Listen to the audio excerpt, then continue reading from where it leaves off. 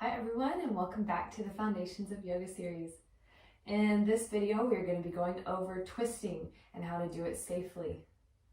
So twisting, much like back bending, can be really beneficial for the back or it can lead to injury. It really depends on how you do it.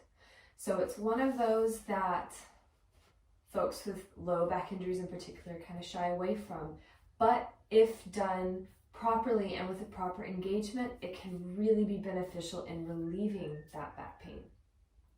So, much like with the back bending episode, in this one there's really one key point to twisting, and that is a straight spine. If you maintain a straight spine when you twist, you're going to avoid injury.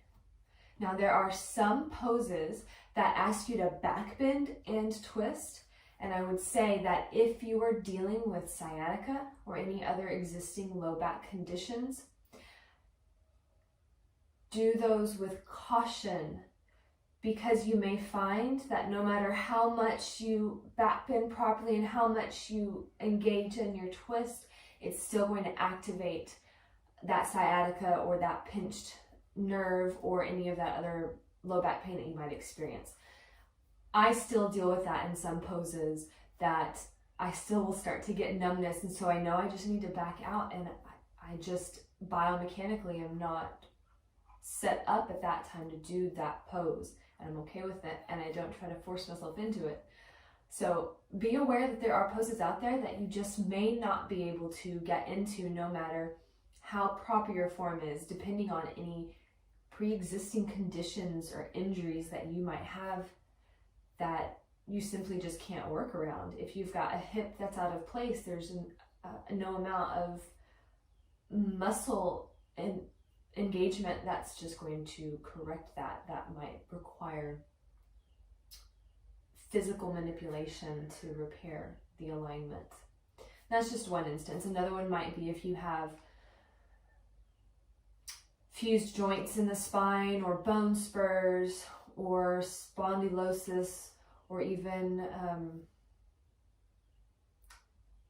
a crooked spine, that those are things that may limit your practice, and that while there are poses and exercises and drills that you can do to improve and minimize and maybe relieve those symptoms or those issues, in the meantime, you may have to adjust your practice when it comes to twists and back bends. Now, just twisting on its own is accessible, should be accessible for everyone, because there's always some degree of twisting that you can do regardless of where you are physically.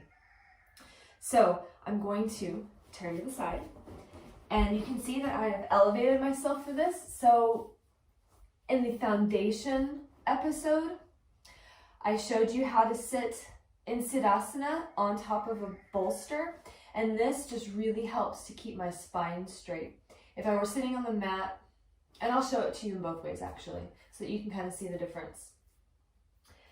This way just makes it a little bit easier on me to not have to struggle to sit up tall. So when you're twisting, just like when you're forward folding or when you're back bending, the first thing you do is engage Mula Bandha and Uddiyana Bandha and pull up, and that straightens the spine. Unlike your back bend, you're not lifting the chest. You're keeping that neutral. So it's just like in mountain pose. It's a neutral chest, but Mula and Uddiyana Bandha are engaged. And then from there, you're twisting and reaching behind you. So you can see I'm not trying to lean back or lean forward or anything. I'm just maintaining perfect straight spine and twist. Now, as I said, you can there are variations in twists where, like I said, you'll be twisting and back bending. That's not what you want to do in most twists. Most twists, you're looking to keep that spine nice and straight, and then twist from that straight angle or alignment.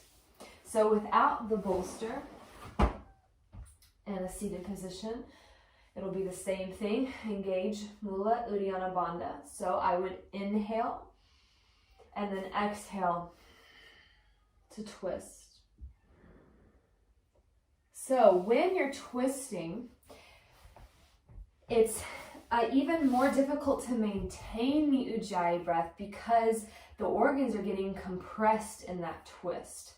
But that is an even more important time to be practicing ujjayi breath. And I didn't talk about this in the other episodes, but that is true both also in back bends and in forward folds. When you're back bending, it's spreading and really stretching out both the lungs and the diaphragm, so it makes deep belly breaths difficult. That doesn't mean you shouldn't do them because it's hard. That means you need to work at it even more to still gather the strength to push that diaphragm down and get that full lung load of air. And forward folds, you're kind of experiencing the opposite. It's contracting and squeezing and compressing that area so it's a little harder for you to expand it. That's kind of the experience you're going to have in the twist.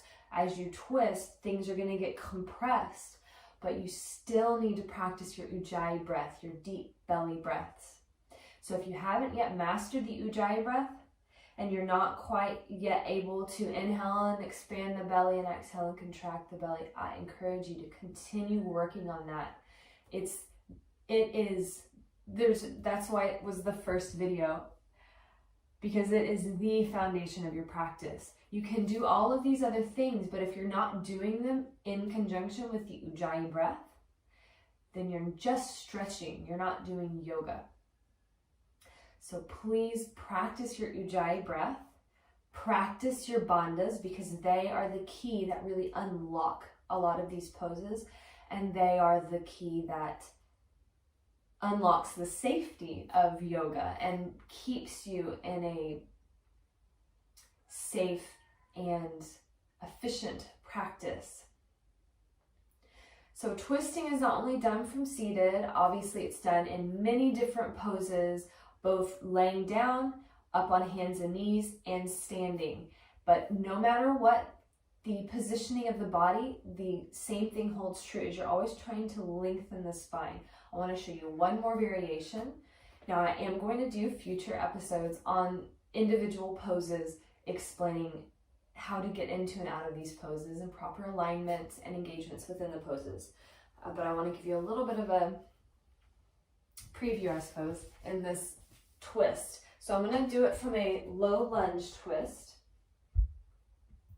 So you can see that I'm starting out, I'm in a back bend here already because my hips are here and my chest is here. If I were flat spine, I would be here. So no, your lunges even are back bends. So when I'm going into the twist, then I'm going to lean forward to find that straight spine and then lengthen it forward. So I'm not lengthening up, I'm reaching forward with the spine. So inhale, lengthen, I tuck my elbow, and usually this is where I'll do it. I'll use my elbow and my hand to lengthen the spine, as well as engage and pull the rib cage up. And then my exhale is how I then deepen and look behind me into the full twist. So if you don't do all of those individual pieces in your twist and you just try to take the twist, again, that unthoughtful movement is increasing the likelihood of an injury, both in the back and even here in the leg and hip.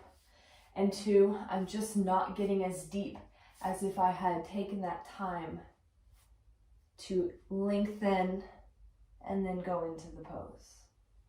So take your time when you move into poses and out of poses, especially in the beginning. Think about each component. Think about the breath, then think about the bandhas, and then pay attention to the spine. Is my spine being lengthened here? Is my chest neutral? Or am I back bending? Does my chest need to lift? It's these tiny little components that are more important than, am I reaching the floor? Am I touching my toes? Are my thumbs at my sternum in my twist? Am I turned all?